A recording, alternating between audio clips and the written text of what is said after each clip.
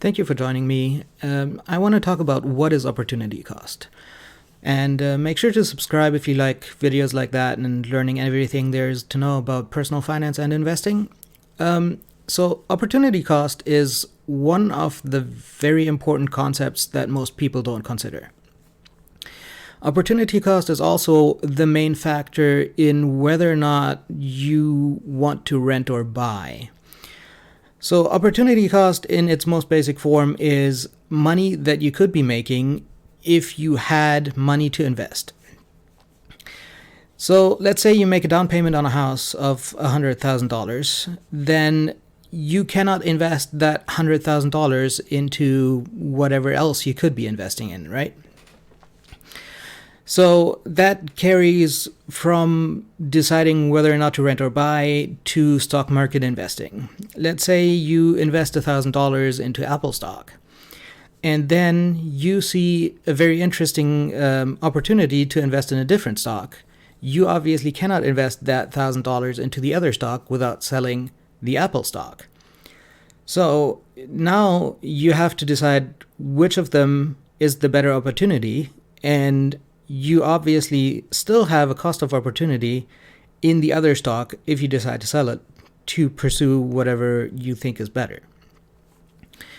So anytime that you have money invested in something that is not liquid, you have an opportunity cost because you could be investing that money in so many different ways that could be making you money right now.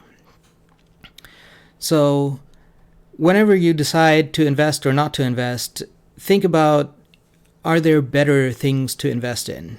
And one of the most important things is, if you invest in an index fund, can you easily pull that money back out and invest in other stocks? And the answer is usually yes.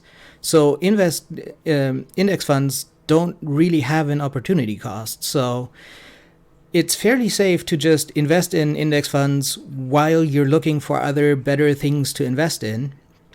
But generally, making a down payment on a house has a very high opportunity cost. Generally, that pays off, but obviously should be a factor in deciding whether or not it's the right thing for you. But let's say you invest in a different stock that has a really good long-term outlook, and then in the short term, it drops, let's say 50%. Would you want to be selling the stock that at twice the price you thought was a good investment? Or would you rather hold on to that and see where it's going long term? And the answer is, you generally don't want to sell that. So there's the money that you have invested in that stock is not liquid, and you should not pull it out. So there's an opportunity cost there. Anyway, that is the basic things about opportunity cost and money that you could be making if you hadn't invested that money elsewhere. Hit the like button if you like this video. Subscribe if you want more like this. I'm making new videos every day before market open. I hope you have a successful day.